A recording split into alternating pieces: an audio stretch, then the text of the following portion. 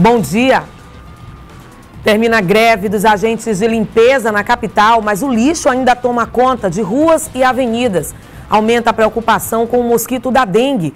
No estúdio, vamos falar sobre a situação da barragem do Bacanga. E ainda a inflação subiu mais para famílias de baixa renda, segundo o IBGE. Hoje é 10 de dezembro de 2015 e o Bom Dia Maranhão já está no ar.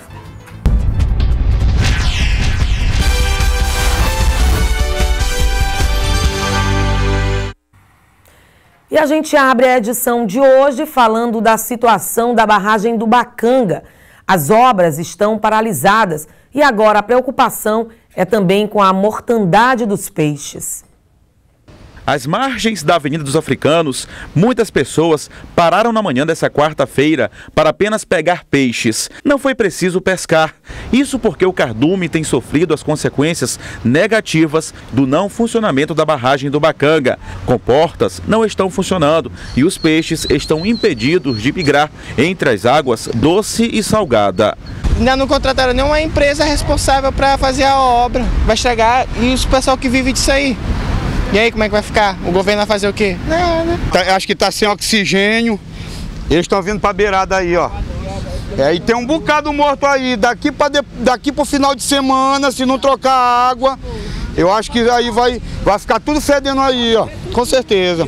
Os serviços na barragem do Bacanga estão parados. A nossa equipe foi até o local e ninguém foi visto trabalhando. As comportas na barragem do Bacanga desabaram no dia 17 de setembro. Pedras foram colocadas para amenizar os transtornos trazidos pela queda, já que sem o funcionamento das comportas fica impedida a regulagem da passagem da água. Apenas um trabalho paliativo foi feito na barragem, o que tem gerado um desequilíbrio ambiental. Uma das consequências é justamente a morte de uma grande quantidade de peixes. O senhor ali que viu isso aí, como é que ele vai fazer para sustentar a família dele? E no próximo bloco a gente continua falando sobre a situação da barragem do Bacanga e a mortandade dos peixes. E a seguir, lixo acumulado nas ruas aumenta o risco e a preocupação com o mosquito da dengue. Agora são 7h35. O Bom Dia Maranhão volta já.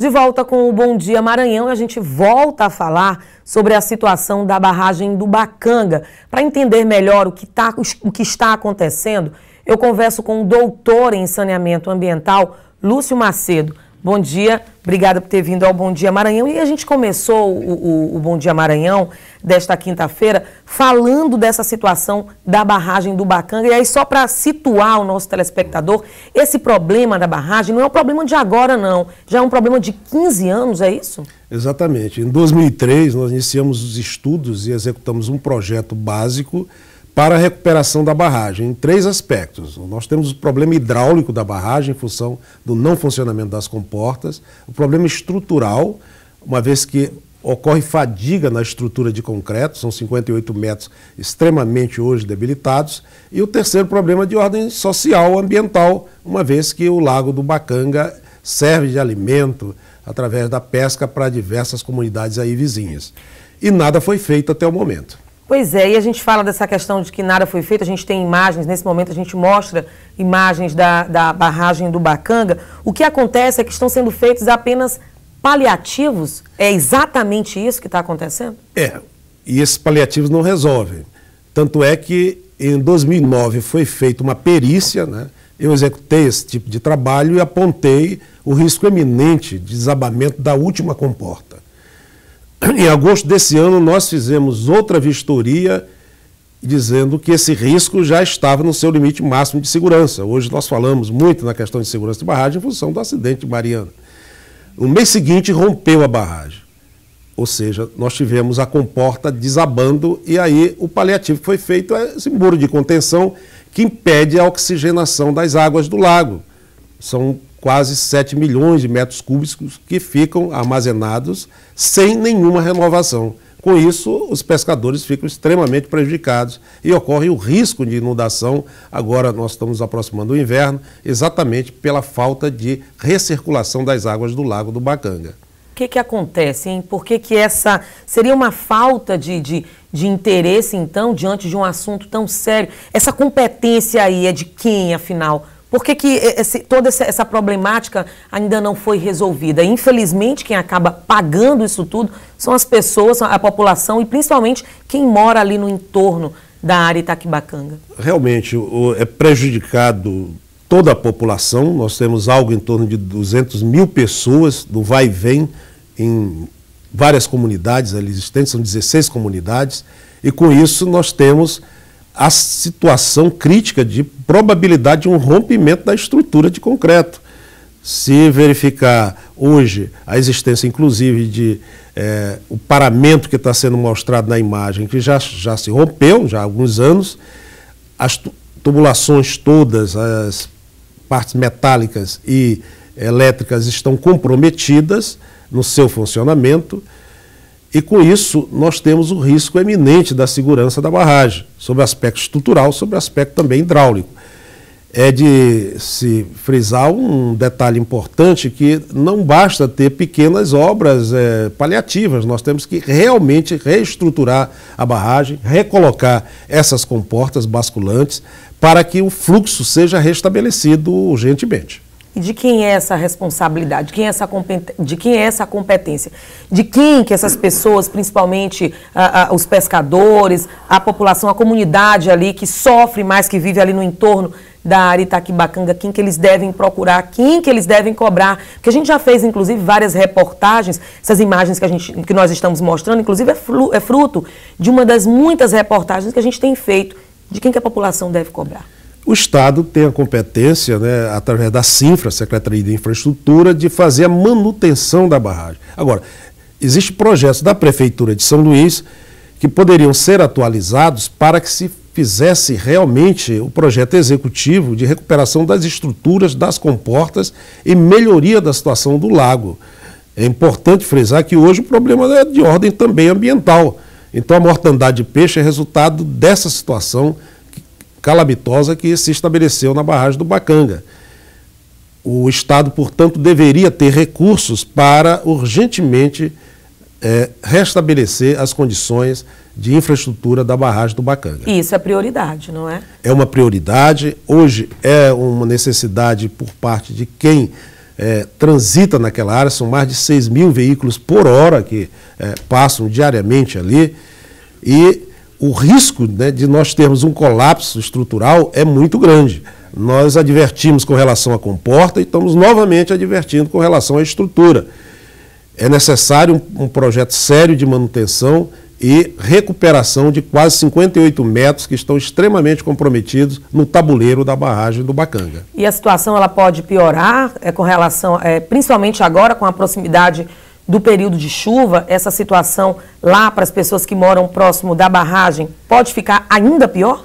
Claro, porque a barragem é uma estrutura mista de terra, né, são quase 560 metros e mais o complemento em concreto, de mais de 60 outros metros. Com isso, a probabilidade de um ponto vulnerável, nós tivemos já nas imagens mostrando o desabamento de alguns paramentos, né, são as estruturas de apoio. Sim. E também dos munhões, que são aquelas estruturas metálicas que davam suporte às comportas.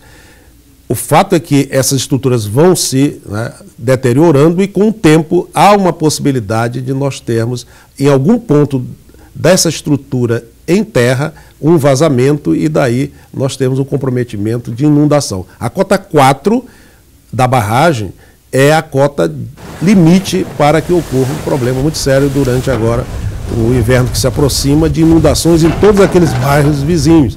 São 11 bairros que realmente, somente o Piancó e o Saviana, que ficam expostos ao risco de inundação. 11 bairros que estão prejudicados e que a situação pode piorar. E aí a gente fala também dessa questão de um outro ponto importante também, é relacionado a essa mortandade de peixes. E aí eu queria que o senhor explicasse para a gente por que isso acontece, por que principalmente em determinada época do ano, é a junção, é o encontro da água doce com a água salgada. Por que isso acontece, hein, professor? Bom, o fluxo natural do rio Bacanga já era alimentado pelas marés, né? Principalmente a maré de Cisígia, que chega até mais de 6,70 metros, através das comportas. Esse fluxo era relativamente regularizado. Você já tinha uma modificação, né, uma estrutura artificial dentro de um sistema que se mantinha. Então, aquele ecossistema, ele era propício à criação de peixes. No entanto, com essa interrupção desse fluxo, você fica com baixíssimos índices de oxigênio dissolvido. Aquilo que era em torno de 6, 7 miligramas por litro cai abruptamente para 1,5, 2 miligramas por litro. E os peixes não resistem, acabam morrendo. E com isso, nós temos todo um processo de eutrofização ocorrendo naquele lago e resultando em problemas sérios à saúde pública de quem se alimenta, né, desses peixes e também com relação à própria qualidade de vida em toda aquela região do Lago do Bacanga. Ok, eu conversei com o Lúcio Macedo, que é doutor em saneamento ambiental. Mais uma vez, muito obrigada pelas informações. O que a gente espera é que esse problema, toda essa problemática que vive as pessoas que moram, toda a população maranhense, mas em especial as pessoas que moram próximo à barragem do Bacanga, que esse problema seja resolvido o mais rápido possível. Nós que agradecemos a oportunidade. Obrigada, bom dia mais uma vez. E olha só, mais 4 casos de microcefalia foram confirmados no Maranhão. De acordo com a Secretaria Estadual de Saúde, das 36 crianças diagnosticadas com a microcefalia, em pelo menos 25% dos casos, as mães tiveram Zika vírus, que é transmitido pelo mosquito Aedes aegypti, o mesmo transmissor da dengue. E com o acúmulo de lixo espalhado por São Luís, aumenta a preocupação com o mosquito da dengue. Especialistas alertam para o perigo e dão dicas de como se prevenir.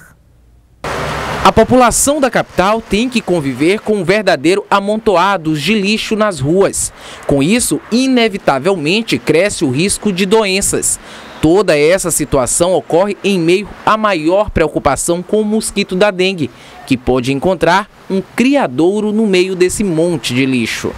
O acúmulo de lixo, ele determina o surgimento de fungos, bactérias, protozoários, helmintos, quer dizer, é toda uma fauna microbiana que pode determinar doenças como as diarreias, aumenta o número de diarreias infantis, a possibilidade de hepatite e, acima de tudo, a leptospirose, que é a pior delas. O Aedes aegypti degenerou, além da dengue, outras 3 doenças, a chikungunya, o Zika vírus e a febre amarela. É fundamental que a população se conscientize que a coisa é séria e que haja políticas públicas também, o município e o Estado estão envidando todos os esforços, a vigilância, por exemplo, no sentido de minimizar essa epidemia que se prevê muito séria já a partir de agora, mas principalmente a partir do momento do início do período chuvoso.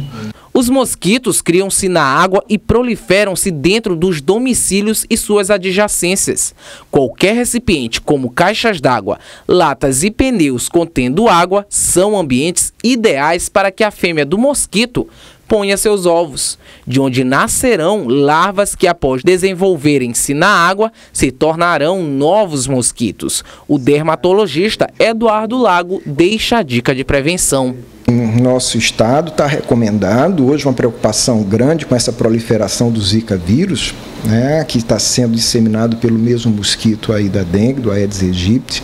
Então, a gente tem estimulado o uso, sim, dos repelentes.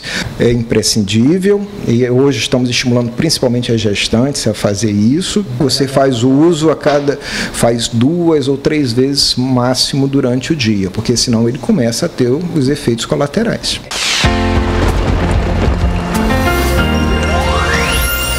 Sol e pancadas de chuva à tarde no centro do Maranhão. Sol e tempo firme nas demais áreas da região Nordeste. Em Barreirinhas, as temperaturas variam entre 24 e 33 graus. Em Colinas, 23 e 37. Em Balsas, a máxima será de 39 graus. E em Imperatriz, 40 graus. Em Caxias, a previsão é de calor e o termômetro vai atingir os 38 graus. Em São Luís, pode chover e a máxima prevista será de 32 graus. E olha, a cidade continua com muito lixo acumulado. Nas avenidas, o mau cheiro já incomoda quem passa pelo local. Essas imagens aí foram feitas ainda há pouco na Avenida Camboa. Os agentes de limpeza da empresa São Luís Ambiental, que prestam serviço para a Prefeitura de São Luís, cruzaram os braços desde segunda-feira por falta de pagamento dos salários. Ontem, após um acordo entre a empresa e a Prefeitura, os salários dos agentes foram pagos. Ainda à noite, eles voltaram a trabalhar. Você pode ver pelas imagens que os agentes ainda têm muito trabalho pela frente para conseguir limpar toda a sujeira acumulada. Veja a seguir: Corpo de Bombeiros fiscaliza casa de shows em Imperatriz. Agora são 7h50. O Bom Dia Maranhão volta já.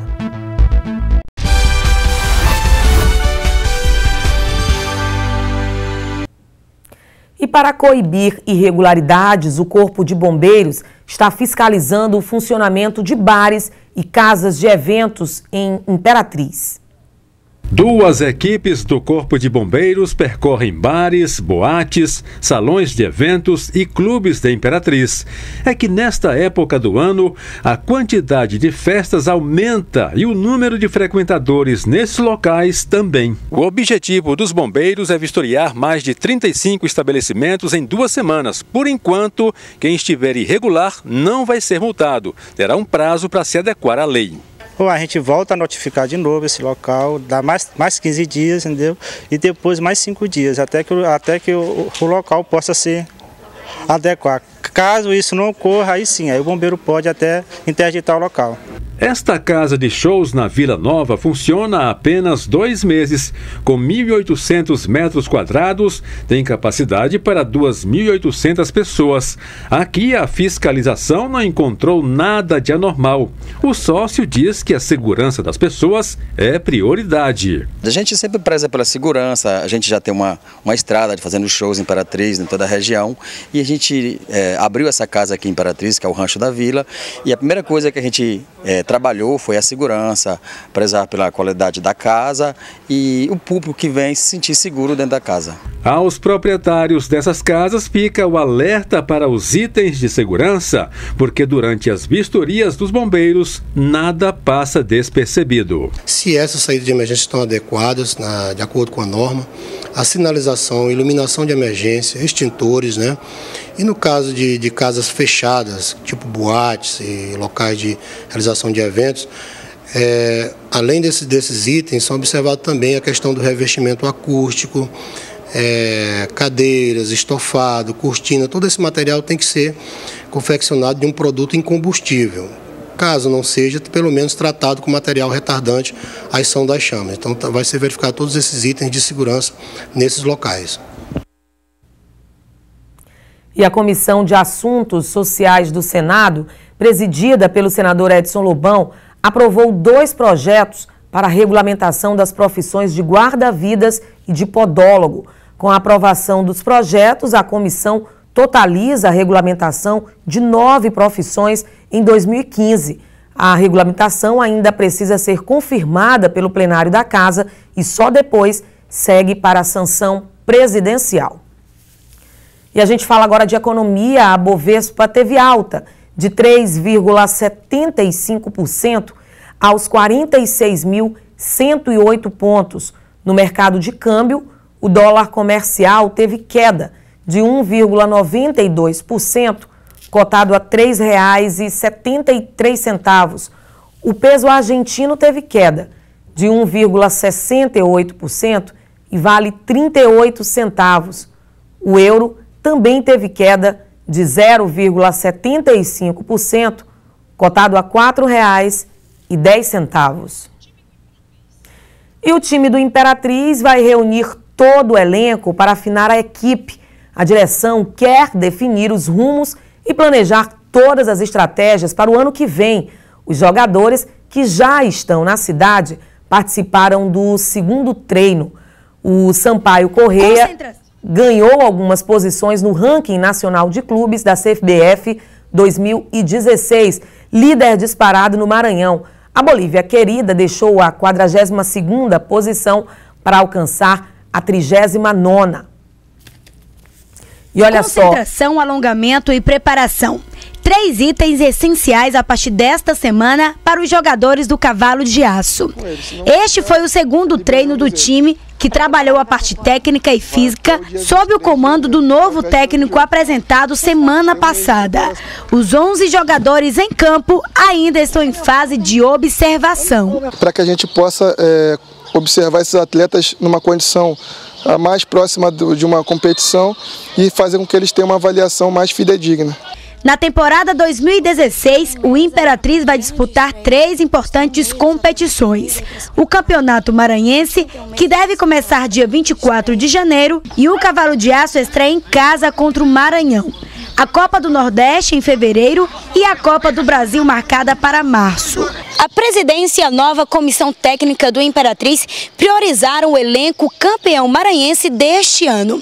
7 a 8 novas contratações já foram feitas e o time deve se reunir até a semana que vem. Creio até que o fim da semana nós temos aí 60% do plantel e até a semana que vem aí estamos já fechando o plantel com mais ou menos 80% do grupo já formado. Entre os novos contratados estão Ricardo, lateral do time Bom Sucesso, e o goleiro Vinícius do Cabo Friense, os 2 grupos do Rio de Janeiro. O objetivo do técnico é montar uma base forte e levar confiança para os torcedores do time cavalino.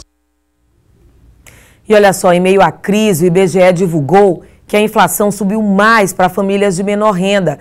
Clécio Bertozzi tem mais informações. O que fazer nesse momento em que é inevitável o gasto com IPTU, IPVA, material escolar? Complicado, hein, Clécio? Bom dia.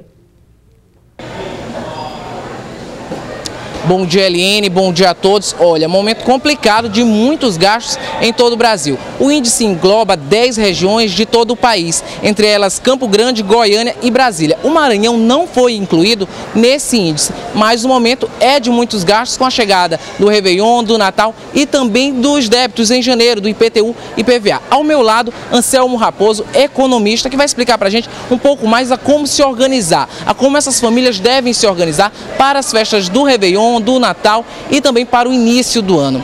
Bom dia, Anselmo. Então, como é que deve funcionar a organização para a quitação desses débitos? Em primeiro lugar, dezembro é um ótimo mês para isso, porque nós temos o 13º. E o 13º pode ser um dos fatores que você pode fazer o planejamento desse dinheiro extra para pagar esses tributos, além de matrícula de escola, compra de livros das crianças e outras coisas mais. Então, o 13º é uma boa saída, quer dizer, uma renda extra que se vai ter no Brasil, e aí pode-se usar uma parte desse 13º para pagar esses tributos. Por que a inflação subiu tanto para essas famílias de baixa renda? Olha, 2 coisas são fundamentais nessa questão da inflação para produtos de primeira necessidade. A primeira é o clima. Se você percebeu, no Brasil hoje ou está chovendo muito ou não está chovendo absolutamente nada. E isso tem reduzido o número de produtos de primeira necessidade na mesa e nos mercados. Com isso, o preço desses produtos aumenta. Um outro fator importante é que com a alta do dólar, a exportação tem se tornado melhor do que você colocar esse produto no mercado. Com isso, falta tomate, falta cebola, que estão sendo mandados para outros países devido à alta do dólar. E isso também aumenta o preço desses produtos. Falando em material escolar, os pais então devem também ter um cuidado a mais, pesquisar mais em várias lojas para saber onde fica o menor preço, né? Mais vantajoso para o bolso. A última pesquisa que eu vi em relação ao material escolar, há produtos que chegam a variar até quase 200%. Você tem, por exemplo, uma borracha que custa 10 centavos em uma livraria e chega a custar até R$2 em outras livrarias. A mesma borracha, do mesmo material, do mesmo fabricante. Então, a pesquisa sempre é um bom começo para você economizar mais na hora dos produtos escolares. Uma outra dica importante: as escolas não podem obrigar os pais a comprar na escola o material escolar. Isso chama de compra casada e isso não é legal. Então, o pai tem que ter a opção de buscar essas alternativas em outras escolas, em outras livrarias, em outros locais onde ele ache mais barato. Em relação ao IPTU, IPVA, os outros impostos, A família então deve dar uma freada essa vez e deixar para pagar essas dívidas, não deixar acumular, né? Porque tem que entender também que esse tipo de imposto, ele corre juros. E quanto mais você deixar para frente isso, você vai ter que se desembolsar mais do seu salário do que você ganha mensalmente para poder pagar isso. Então é melhor já fazer essa programação, fazer o parcelamento desses tributos, que pode ser parcelado esses tributos, e isso sem deixar que acumule, para que você pague isso junto com juros e multas que vão correr caso você não pague. Segundo uma pesquisa, o presente de Natal hoje vai ser uma lembrancinha, esse Natal de 2015. Né? O Brasil passa por um período de pré-recessão muito grande, onde o dinheiro praticamente sumiu do bolso dos brasileiros. Então, mas como a nossa tradição exige que você dê um presentinho, ele vai ser acho que é uma mera lembrança. O comércio, há uma previsão do comércio cair em 14% em relação a dezembro do ano passado. Então, só aí você já está vendo o quanto vai reduzir a compra das pessoas para esse Natal. Então a meta mesmo é se organizar durante o final do ano para pagar as contas no início de 2016. Clécio Bertozzi, direto da Feira da Liberdade, para os estúdios do Bom Dia Maranhão. Obrigada, Clécio. Olha, o Bom Dia Maranhão termina agora. Outras notícias no portal difusora.com. Até amanhã.